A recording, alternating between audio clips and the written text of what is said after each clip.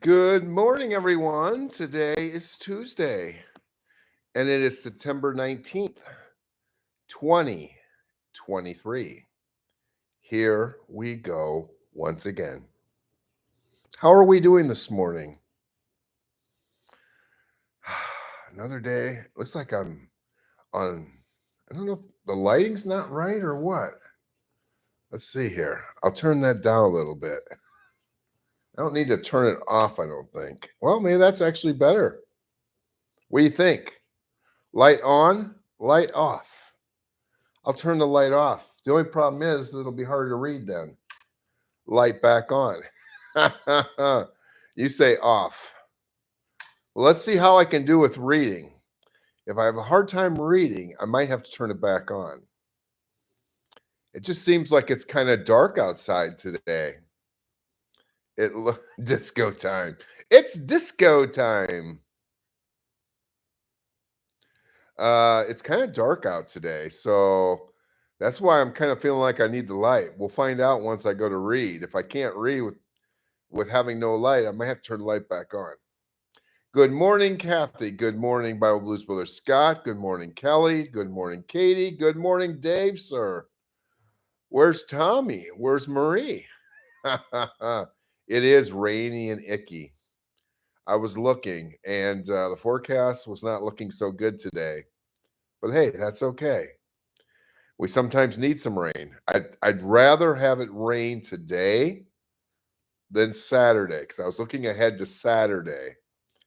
Because Saturday I'm looking to do tables outside the toy store, weather permitting.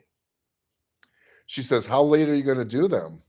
I says, "Well, Iowa doesn't play until 6:30, so I'll be done before 6:30." I just kind of see how the traffic is. If it's busier out, I'll stay there for a while. If it slows down, then I'll pack her up and bring her back home. I had to drop yesterday and haven't caught up yet. How is Becky? Becky is doing fine. She got some medication, so she is doing a lot better. Rusty is doing a lot better, and so am I. Oh boy. So all's good. And I said it's just like everything else. We just have to put that behind and move on. And I am glad to put that behind. Oh, what chaos that was on Friday night, Saturday morning. Anyway, so let us find the message for today. A new day, a new week. Let us begin in the precious love and presence of God. Let us start our week in stillness and quietness of God, sharing our lives, families, and life challenges with Him. Let our hearts and minds be open to His love and grace. We can realize His goal for us is to listen to His gentle words and studying His scriptures, learning how to live according to His will and plan for us. We can participate in His joy, love, compassion, peace, and happiness, letting Him be in charge of our lives. It's kind of like I've said before. It's kind of like, do you want God just to be in the car with you and be a passenger? Or like Carrie Underwood would say, Jesus, take the wheel. And the thing is that if you let God in control, though you may not know where you're going, it'll be an amazing ride. Let's see here. Let His love shine the light of guidance for us and how to live through the challenges of daily life. We can be thankful for all the blessings He showers upon us, taking care of our needs. We are not tempted because we are evil, but we are because we are human. So let us seek God's help and forgiveness for the sins in our lives. trusting in his divine forgiveness and love. Let us give ourselves humbly to God, seeking his divine love and grace that we do not deserve. Grace is a gift from God that we do not deserve. It surrounds us even in difficult times. We are all human and have our own imperfections. Let God help us with these. We are kinder to ourselves if we are fully aware of our values when we make choices in lives. God's blessings on your day. Much love to each of you. There you go. Pokemon cards. Pokemon cards are available at both locations. You can either go to our original Altoona location or you can go to the toy store located at the Altoona outlet. Well, it's actually the outlets of Des Moines officially, but it's in Altoona. We have them at both locations. Are you one of those that Iowa football is your Saturday? Nobody better get married in the fall on a Saturday. Um, it's really interesting that you bring that up, Blues Brother Scott, because I was just getting ready to tell you a story. Okay, please do not judge me and do not shame me. So we were out on vacation in Las Vegas, and one of our big problems is we don't get the mail very often. Like the mailbox gets full, and then we kind of think, oh, we should go out and get the mail. So Scotty contacted me and wanted to know where there was a mail key because he wanted to go out and get the mail. And unfortunately, Becky and I had taken our mail keys with us to Vegas. So I said, well, unfortunately, you're not going to be able to get the mail now, but we will be home tomorrow because this is when we were still in Vegas, and I'll get you a mail key so you can go get the mail. So we got home on Friday, and Scotty got the mail. And of course, the mailbox was full because we hadn't gotten our mail for a while. It's not something that we're in. It's really interesting because like when you were a kid, you were so excited to go to the mailbox to see if anybody sent you a letter. And then you become an adult and you don't really care about the mail anymore. Well, most of the time. Because you understand as an adult, it's a lot of bills. And of course, when you're coming up on a political season, it's all those campaign things. I tell you, there was one campaign one time that gave us like 20 flyers of the same thing, just stacked in the mailbox. It's just like, this is overkill. So, anyway, so the mailbox is full. Scotty brings it in and he's going through it. He didn't get what he was looking for. Uh, he thinks junk mail is his. There you go. We're so excited to get mail as a kid and as adults. It's like, oh, who's going to the mailbox today? Neither one of us do. So anyway, so Scotty gets the mail, stacks it. He's got two huge stacks in the on our counter, and of course I didn't look at it. And then we had everything that went on over this weekend. So Saturday night, I take a look at the mail. Everything's calmed down, everything's back to normal somewhat. And I look at the mail, and Scotty's got the two nice piles, and there's a really pretty envelope on the top of one of the piles. And it was written out to Kevin and Rebecca Brame. Really nice envelope, and it's just like, oh, this is really cool. So I open it up, and it was an invitation to my brother's wedding. And Katie and I talked about this yesterday, and Katie's just like, didn't you just visit him last week? Matter of fact, I did. And guess what? Saturday night, I found out he's getting married. So we were up there talking, and I guess maybe he assumed I knew that he was getting married, but I didn't. So he's getting married next month. He's like, so then he texted me yesterday morning. He's like, "Are you going to be able to come to the wedding?" And I said, "Call me when you have a moment." So he calls me, and I said, "Please don't judge me, but I just found out on Saturday night you're getting married." And he says, "Well, I sent out the invitation. The invitations went out a while ago. I looked at it. It's like postmarked August 12th." The thing you got to realize is Iowa State Fair, Nebraska State Fair, Las Vegas. Who has time for mail? You got mail. Yeah, Tim, my brother Timothy, like TJ's, like Timothy John, TJ's Bagels up in Ankeny. They're a plug for him. And of course, right next door, Java Joe's Coffee House. He's also got no, it used to be Main Street Theater, but now I think it's probably like the Java Joe's Theater. I don't know. And that's where the reception is being held, by the way.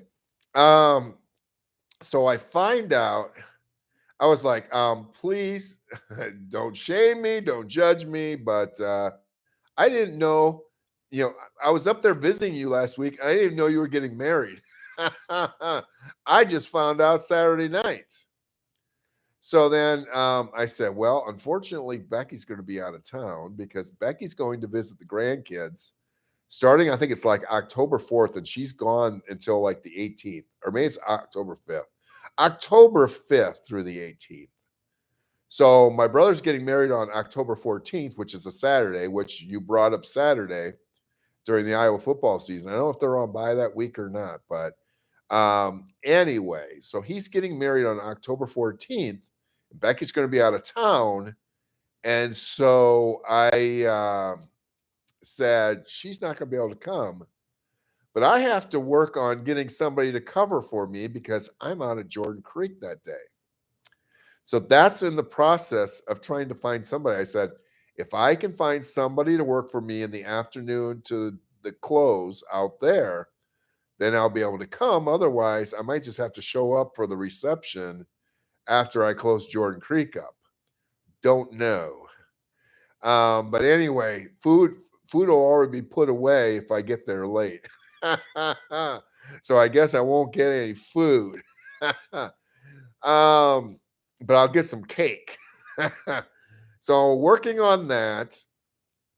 And so I don't know. I have to work my schedule out so that I can attend his wedding on October 14th. He's getting married. And so that's that. You talk about Saturday and football season.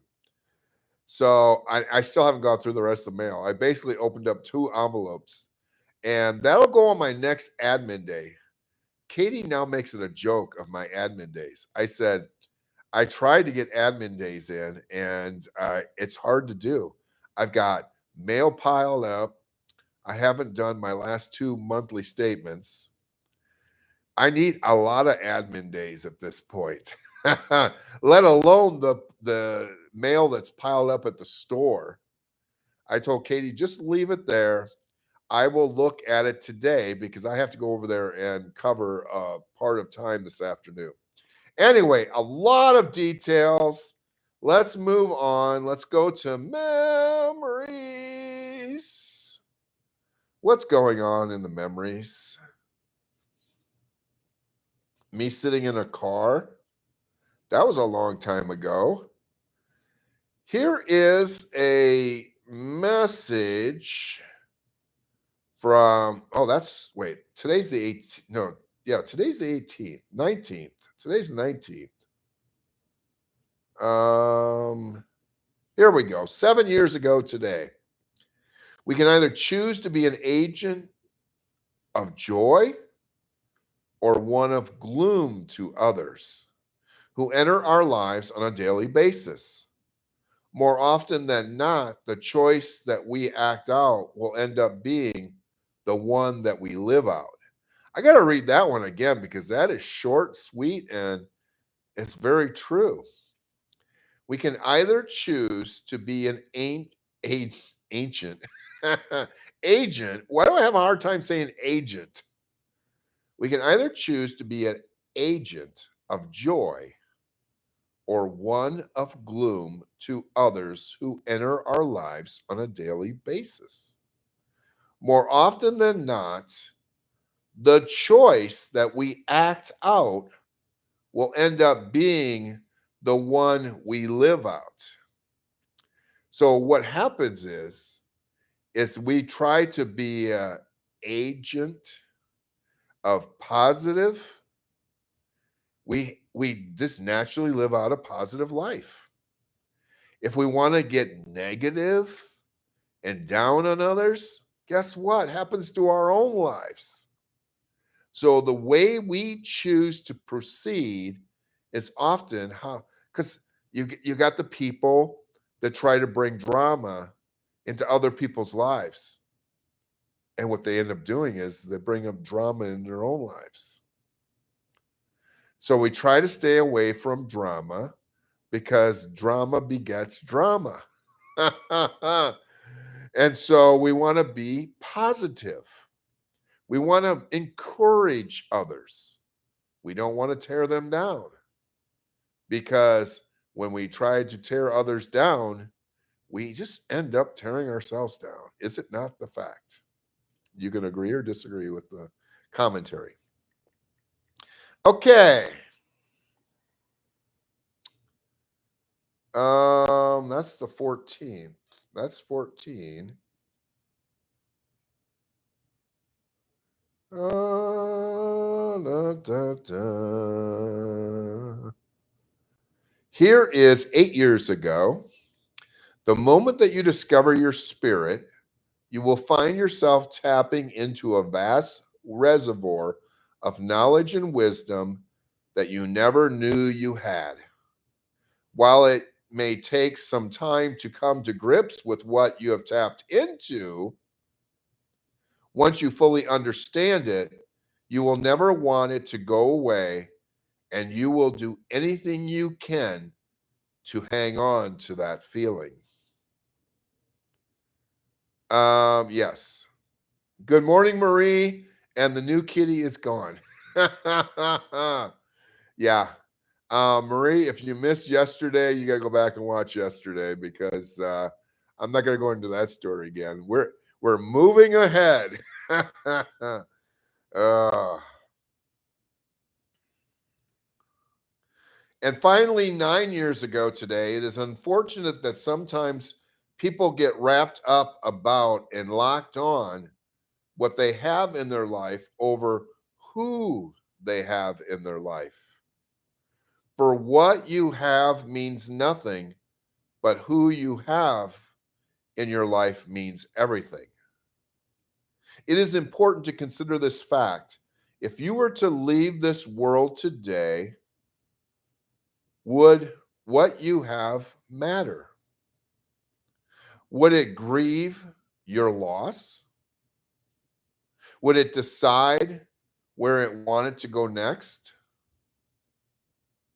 Just remember, what you have in this lifetime is meaningless. But who you share your time with is so very meaningful. For if you were to leave today, it would be loved ones and friends that would reflect on your life and with it bring meaning to it and paint your very existence as having a purpose. It is with that thought in mind that we must go out today and spend your time with those you love and reach out to those in need. For you are not guaranteed anything beyond the moment you are in right now. And should it all end, wouldn't it be nice that the memory of who you were and what you stood for lived well beyond your lifetime reached into the lifetimes beyond? Find your mark, leave your mark, and with that, an indelible mark that will never be forgotten. That was a really good one. That was back at the first year of my journey. I did some good writing. It's not like for some of you who have been with me, my initial writing, when I first started writing, I was doing it in the middle of the night. I would fall asleep at night, and people would be like, "How do you come up with what you write about?" And I was like, "I don't." I would just go to bed, and then all of a sudden, somewhere between 2 and 4 in the morning, I would wake up, pick up my phone, and just start typing. Not even thinking. It was inspired word. It was like I was just my fingers were moving.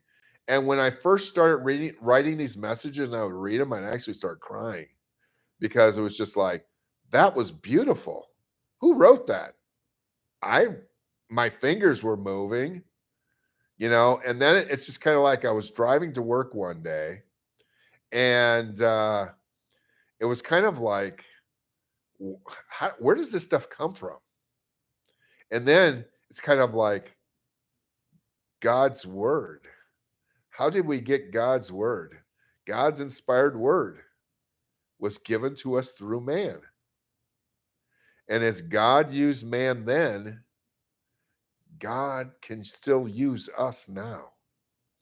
It all comes down to, are you willing to surrender? Are you willing to say, God, here I am. How would you like to use me? And all of a sudden, it was just like, wow, what inspired word. Where did that come from? And so I would wake up the middle of the night. And so then all of a sudden, I would start. The first time I slept through the night, I was floored. And it was just like, oh, maybe I don't have it anymore. But then little did I know that all of a sudden I would find myself driving to work, driving home from work, in the middle of my work day. All of a sudden, I would be sitting at my desk working, and all of a sudden, the message would come, and I would have to literally stop doing what I was doing at work. Just full acknowledgement, because to me, when God had given me something to write, I just had to stop. I'd stop doing what I was doing. I'd pull off the road. I can remember sitting one time in an airport. We were eating lunch. Chris and I were sitting at the airport eating lunch. And Chris was talking to me, and I was over on my phone going, and he was pretty perturbed because it's like all of a sudden he's having a conversation with me and I'm not listening. And it's just like, sorry, I just had a message. And Becky got used to it early because Becky would be talking to me, and every time she saw me looking at my phone typing, she's like, she knew what I was doing. But for people who were around me, and all of a sudden I would be on my phone going, and it's just like, they, I had to then explain. I'm like, sorry, I didn't mean, but it's kind of like when the message came, I had to just stop what I was doing. I'd pull off the road. I'd stop working. I would stop because to me, that was the most important thing is that it was like the message was there and I had to just put it out. It went above. I just kind of felt like it was above everything else. Kind of miss those days. And I say I miss those days, and then all of a sudden God will put that on me again. But right now I'm in a different, it's kind of like working through a journey. And so initially I was in a dream phase in which I was writing out my dreams and understanding my dreams and how they helped me in my waking life. And then I went into the next phase, which was the message phase, in which I was writing daily messages, which I did I think I wrote daily messages for like 2 to 3 years. And then I went to this phase. And when I got moved on to this phase, I'm kind of like, Are you sure? I wasn't fully obedient at first because I'm like, I feel much more comfortable just writing messages because God has given me the gift to write. But he wanted me to do something else. So it's kind of like, okay, I'll do it. And then I wouldn't do it. And then I finally come around to doing it. And then I had Kelly and Scott. My initial crowd is Kelly and Scott. They have been with me since the beginning.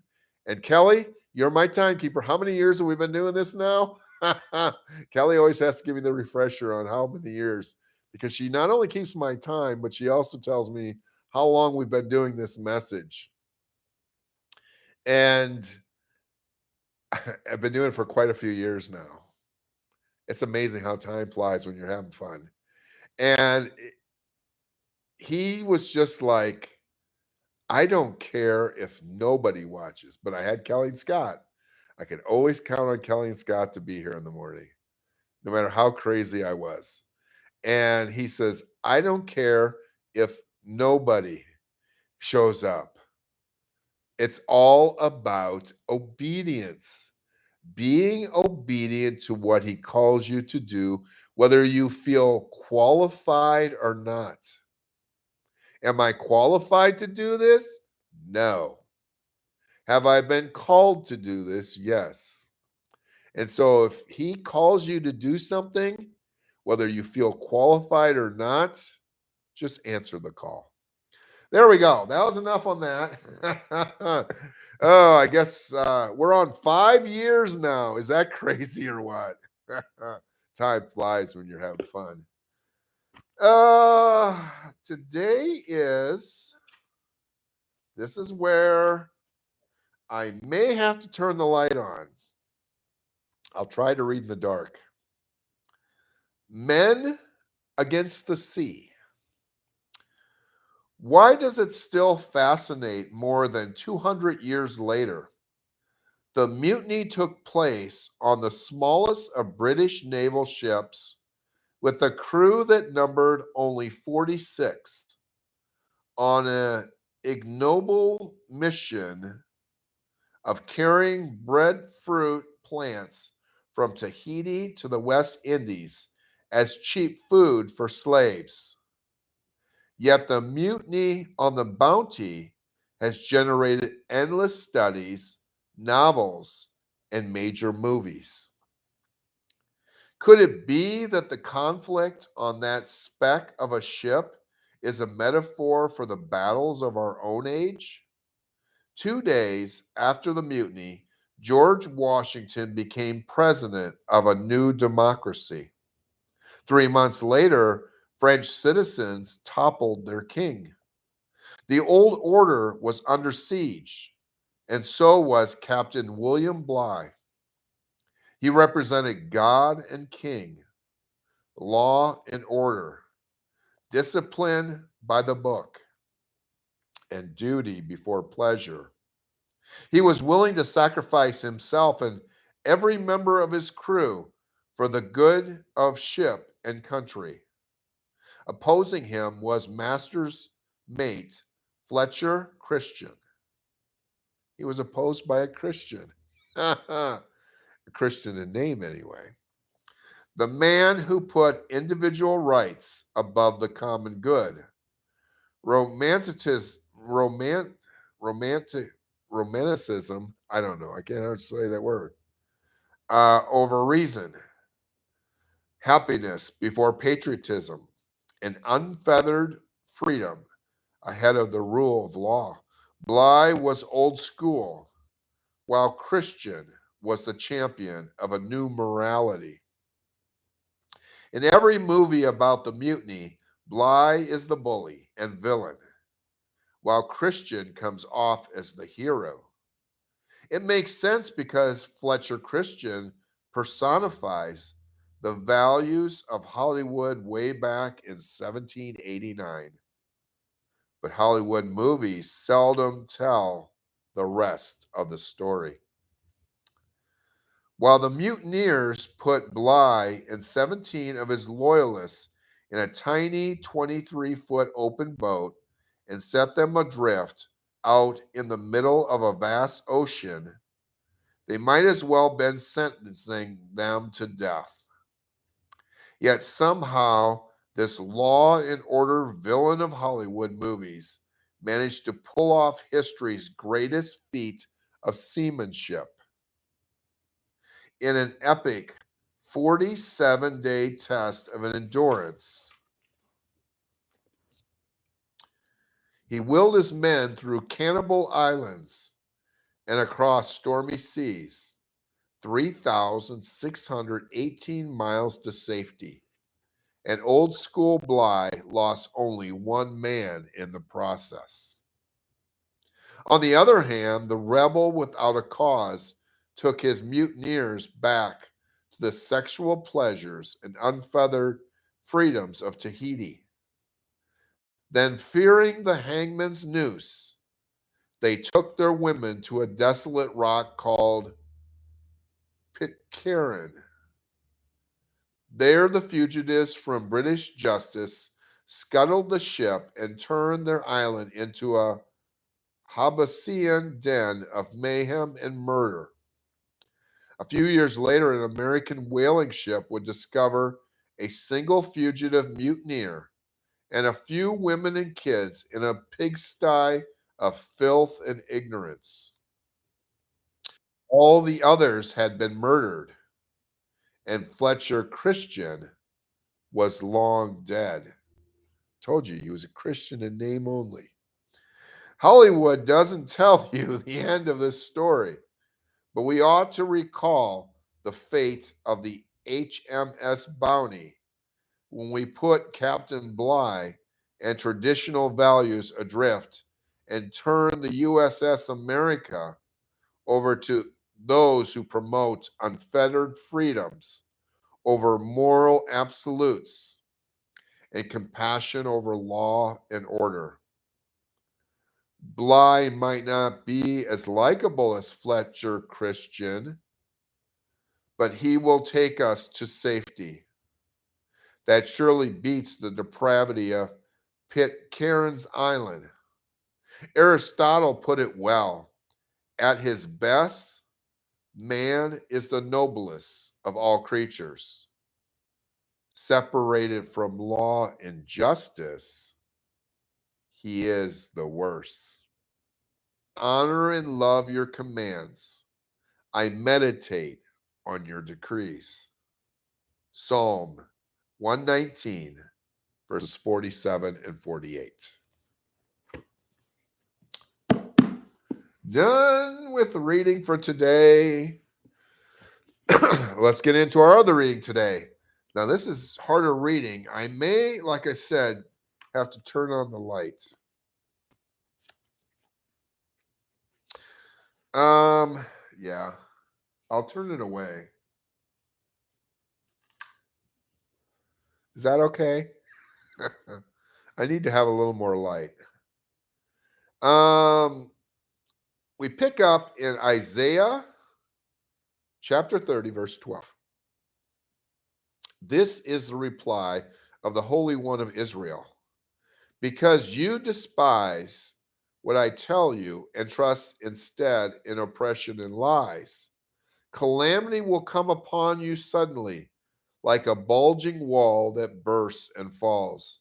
In an instant, it will collapse and come crashing down. You will be smashed like a piece of pottery, shattered so completely that there won't be a piece big enough to carry the coals from a fireplace or a little water from the well. This is what the sovereign Lord, the Holy One of Israel, says. Only in returning to me and resting in me will you be saved. In quietness and confidence is your strength, but you would have none of it. You said, no, we will get our help from Egypt. They will give us swift horses for riding into battle. But the swiftness you are going to see is the swiftness of your enemies chasing you. One of them will chase 1,000 of you. Five of them will make all of you flee. You will be left like a lonely flagpole on a hill or a tattered banner on a distant mountaintop. So the Lord must wait for you to come to him. Like I've said, he doesn't depart from us. It is we who wander from him. And so when we feel as though he's not there, what we need to do is we need to take a look at ourselves and where we're at and find ourselves running back towards him. So often we think, God, where are you? When things are going so wrong in our lives. And if you could hear the answer, you'd say, I'm right here, just waiting for you to turn your attention back to me. Come back to me. So the Lord must wait for you to come to him so he can show you his love and compassion. Isn't that a wonderful trade? All he's saying, hey, come to me. And by coming to me, I'm going to show you so much love and compassion. Is it going to change what's going on in this world? No. We can't change everything that's going wrong with this world. But what we can do is choose to turn to him. And he will give us so much peace and we will feel so much love and that's where it's sometimes hard for people, especially people that follow the world. How can you be in so much peace and be so loving? Do you not see what's going on in this world? Yes, I understand what's going on in this world. And that's why I understand I need God even more. Because what does he do? He shows us his love and compassion. For the Lord is a faithful God. Blessed are those who wait for his help. Not only wait for his help, but call on his help. Are we going to be filled with pride and say, sometimes people can take the attitude, I got myself into this mess, therefore I'm going to find my way out of this mess. Yes, we find ourselves in messes sometimes. Sometimes by other people's hand and sometimes by our own hand. But what we must do is have an attitude that though I have created this mess, maybe, I understand I can't get out of this mess alone. But I know who can help me. Of course, you have good friends and family here.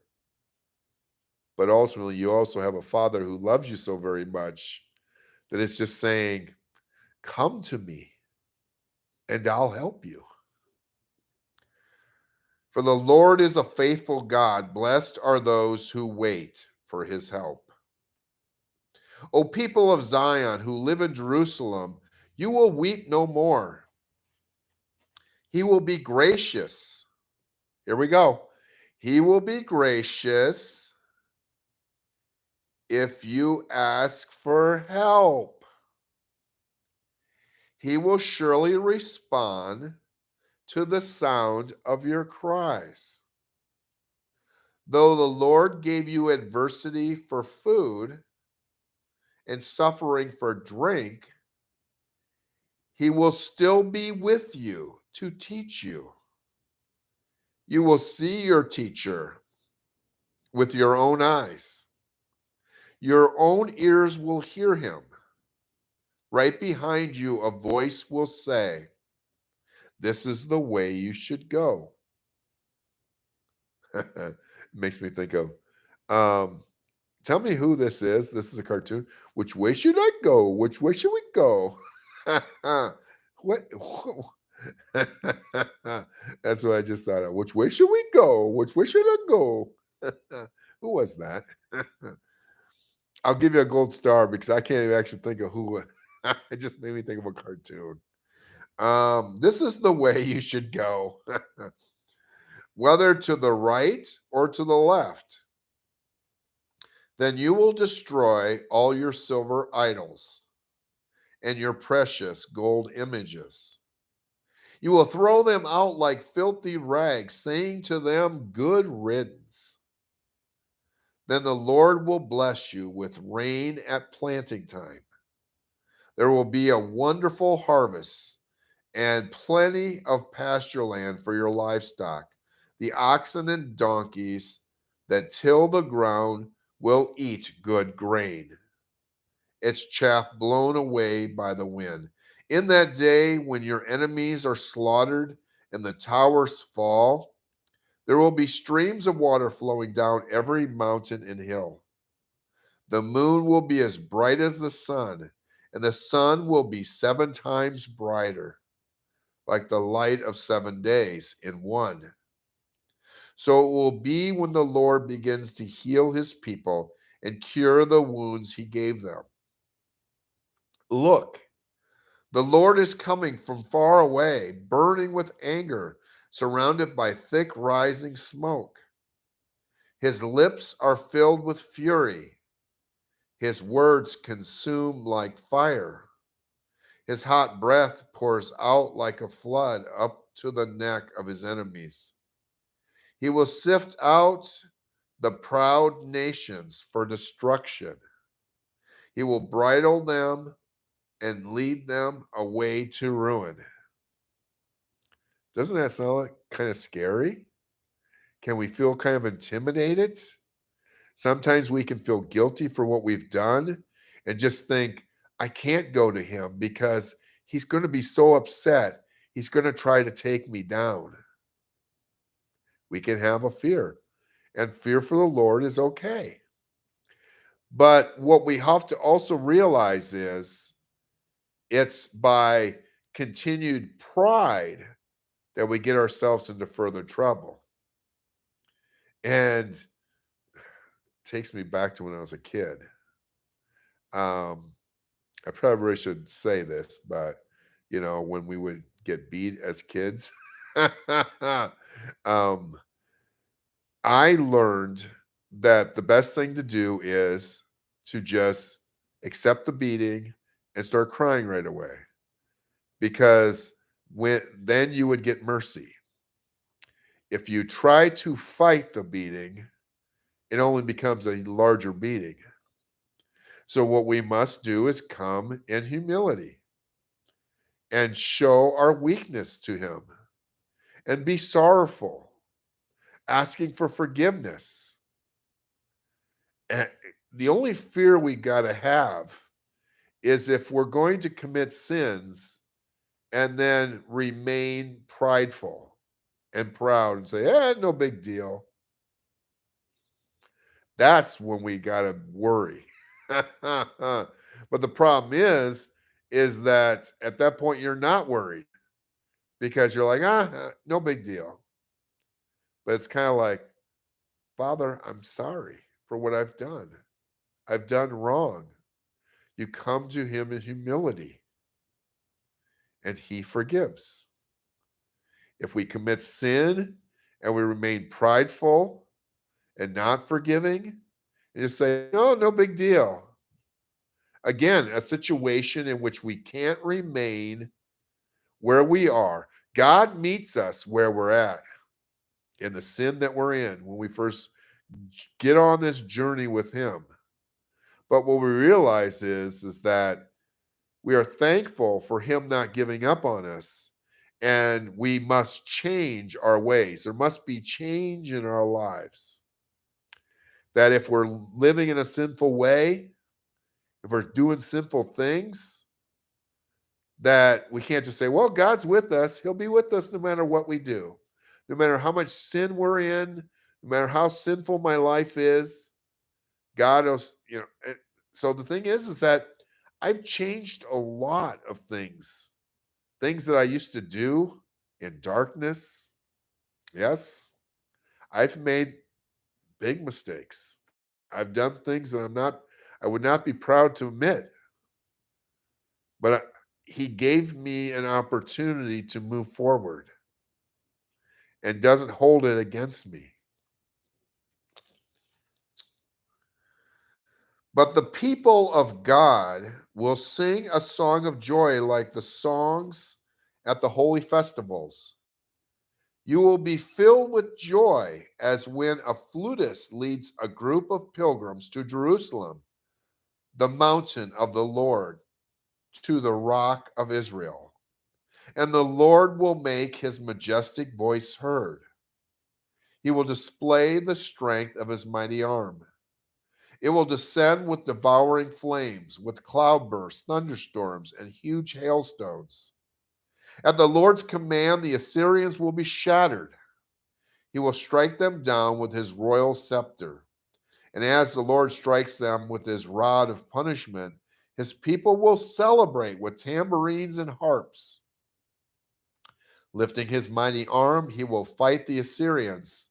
Topheth, the place of burning, has long been ready for the Assyrian king. The pyre is piled high with wood. The breath of the Lord, like fire from a volcano, will set it ablaze. What sorrow awaits those who look to Egypt for help, trusting their horses, chariots, and charioteers, depending on the strength of human armies, instead of looking to the Lord.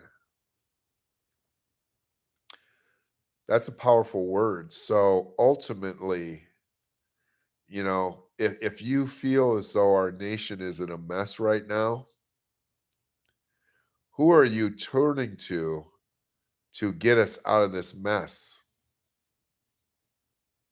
Are we turning to a man, looking for perhaps like a new president, thinking that by getting a new president, that alone will take care of getting us out of the mess we're in? Man can help, but ultimately, we as a nation, we as a people have to come to God. And then God will use certain men and women. Ultimately, he'll use any of us. Again, it comes back to, if we're willing to say, God, use me as you wish. May I do what you've created me to do in this lifetime. And God can use each of us. And he can be like the conductor of an orchestra. We can be members of the orchestra and he's the conductor. And if we all would choose to release, surrender, he could use each of us to do whatever he wishes for us to do, what we've been created to do. And guess what? We're not all going to do the same thing, because we're not all called to do the same thing. It's kind of like if you have baseball team on a field. If everybody goes to play shortstop, if everybody you want to put everybody at shortstop, the ball's hit to right field, guess what? There's going to be a lot of inside the park home runs, because we have everybody stationed in the same location doing the same thing. But the ball's hit to short. But then the problem is, the ball's hit to short. Who's going to be at first base to cover the ground ball hit to short if everybody's playing short? Not all of us are going to be called to do the same thing. So what we do is we say, God, what is it that you need me to do? So like, if we're like the baseball field analogy, do I need to be playing short? Do I need to be in left field? Do I need to be the catcher? What position, what place do I need to be? Understanding that all of us aren't going to be put in the same position, doing the same thing, but allowing ourselves to be used how he wishes to use us. Instead of looking to the Lord, the Holy One of Israel, in his wisdom, the Lord will send great disaster. He will not change his mind. He will rise against the wicked and against and against their helpers. For these Egyptians are mere humans, not God. Their horses are puny flesh, not mighty spirits. When the Lord raises his fist against them, those who help will stumble, and those being helped will fall. They will all fall down and die together.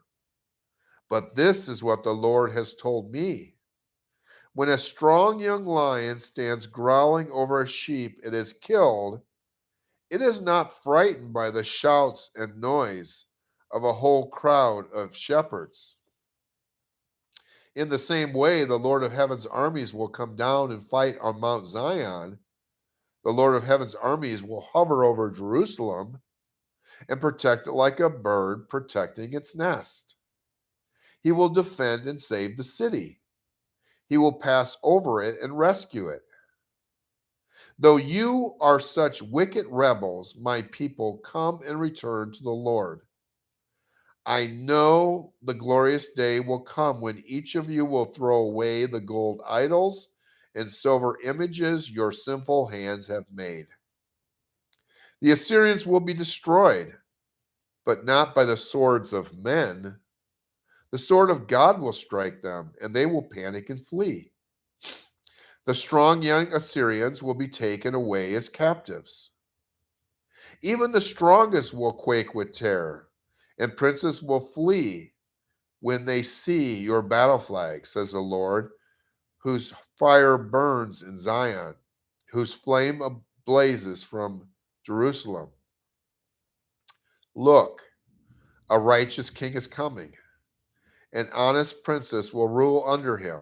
Each one will be like a shelter from the wind and a refuge from the storm, like streams of water in the desert and the shadow of a great rock in a parched land.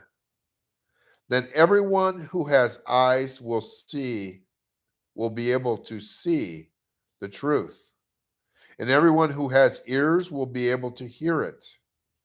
Even the hotheads will be full of sense and understanding. Those who stammer will speak out plainly. In that day, ungodly fools will not be heroes. Scoundrels will not be respected. For fools speak foolishness and make evil plans. They practice ungodliness and spread false teachings about the Lord. They deprive the hungry of food and give no water to the thirsty. The smooth tricks of scoundrels are evil. They plot crooked schemes. They lie to convict the poor, even when the cause of the poor is just. But generous people plan to do what is generous, and they stand firm in their generosity. Listen, you women who lie around at ease. Listen to me, you who are so smug. In a short time, just a little more than a year, you careless ones will suddenly begin to care, for your crops will fail, and the harvest will never take place. Tremble, you women of ease. Throw off your complacency. Strip off your pretty clothes and put on your burlap to show your grief.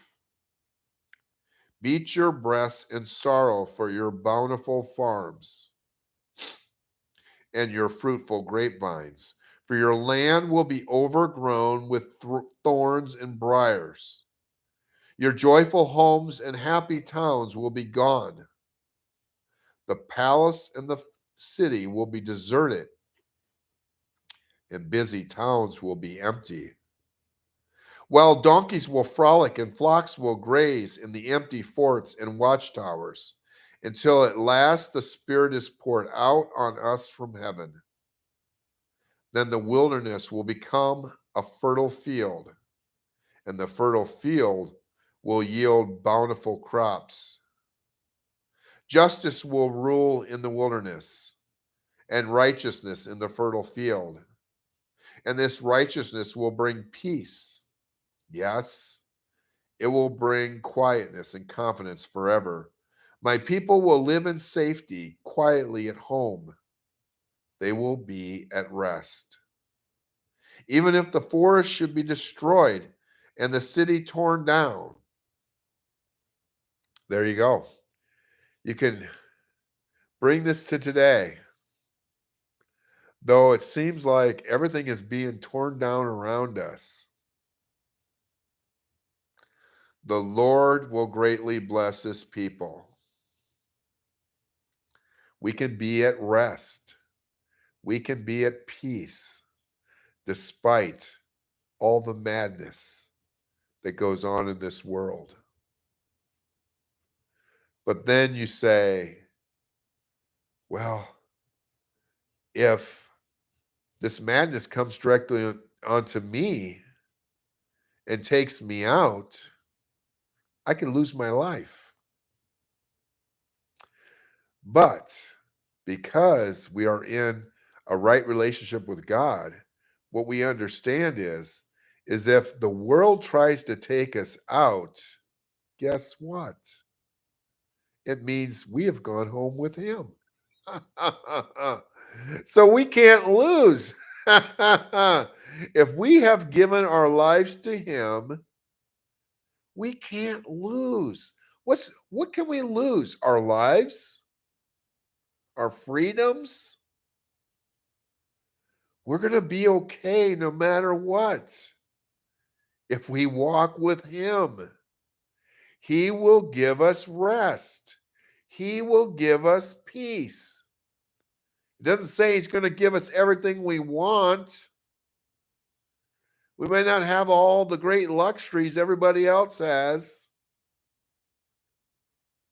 But if we have peace and we have rest, if we can rest good at night and we have peace in our lives despite all the chaos that's going on around here, I think we have everything we need. Wherever they plant seed, bountiful crops will spring up. Their cattle and donkeys will graze freely. What sorrow awaits you, Assyrians, who destroyed others, but have never been destroyed yourselves? You betray others, but you have never been betrayed. When you are done destroying, you will be destroyed. When you are done betraying, you will be betrayed. So those who don't come to God, though it may seem like they're getting away with everything now, ultimately they will lose in the end unless they turn to him before it is truly too late. But Lord, be merciful to us, for we have waited for you. Be our strong arm each day and our salvation in times of trouble. This is giving us direction in these days. Be our strong arm each day. Turn to him in our times of trouble and our salvation in times of trouble. The enemy runs at the sound of your voice.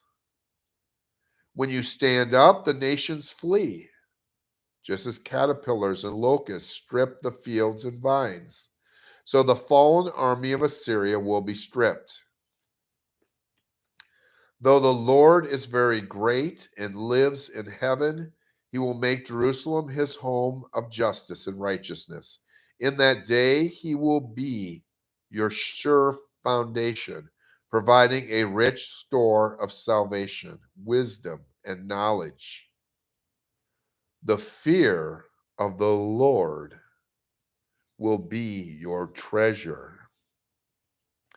Not treasure in terms of a lot of money and a lot of possessions, but our true treasure is him and our fear of the Lord. But now you brave warriors weep in public. Your ambassadors of peace cry in bitter disappointment. Your roads are deserted. No one travels them anymore. The Assyrians have broken their peace treaty and care nothing for the promises they made before witnesses. Those against God will make promises they will not keep. But we know God is always good on his promises. They have no respect for anyone. The land of Israel wilts in mourning. Lebanon withers with shame. The plain of Sharon is now a wilderness. Bashan and Carmel have been plundered. I got to keep moving. Kelly says it's 8 o'clock. New Testament reading, Galatians chapter 5, verses 1 through 12. So Christ has truly set us free. Now make sure that you stay free and don't get tied up again in slavery to the law. Don't get caught up to this world. We have freedom through God and through the sacrifice of Jesus on the cross. We must make sure that we don't get bound down by this world. Listen, I, Paul, tell you this. If you are counting on circumcision to make you right with God, then Christ will be of no benefit to you. I say it again. If you're trying to find favor with God by being circumcised, you must obey every regulation in the whole law of Moses. And guess what? We can try to obey every regulation and we will fail. So we need something other than trying to follow every law and rule to the T. For if you are trying to make yourselves right with God by keeping the law, you have been cut off from Christ. You have fallen away from God's grace. But we who live by the Spirit eagerly await to receive by faith the righteousness God has promised to us. Again, promises. For when we place our faith in Christ Jesus, there is no benefit in being circumcised or being uncircumcised. What is important is faith expressing itself in love. You were running the race so well. Who has held you back from following the truth? It certainly isn't God, for he is the one who called you to freedom. This false teaching is like a little yeast that spreads through the whole batch of dough. I am trusting the Lord to keep you from believing false teachings. God will judge that person, whoever he is, who has been confusing you. Dear brothers and sisters, if I were still preaching that you must be circumcised, as some say I do, why am I being persecuted? If I were no longer preaching salvation through the cross of Christ, no one would be offended. I just wish that those troublemakers who want to mutilate you by circumcision would mutilate themselves. Psalm 63, verses 1 through 11. O God, you are my God. I earnestly search for you. My soul thirsts for you. My whole body longs for you in this parched and weary land where there is no water. I have seen you in your sanctuary and gazed upon your power and glory. Your unfailing love is better than life itself. How I praise you. I will praise you as long as I live, lifting up my hands to you in prayer. You satisfy me more than the richest feasts. I will praise you with songs of joy. I lie awake thinking of you, meditating on you through the night, because you are my helper. I sing for joy in the shadow of your wings. I cling to you. Your strong right hand holds me securely. But those plotting to destroy me will come to ruin. They will go down to the depths, into the depths of the earth. They will die by the sword and become the food of jackals. But the king will rejoice in God. All who swear to tell the truth will praise him, while liars will be silenced. Proverbs 23, verse 22, listen to your father who gave you life, and don't despise your mother when she is old.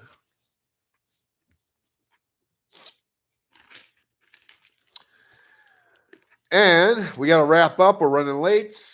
Our prayer for this Tuesday, September 19th, 2023.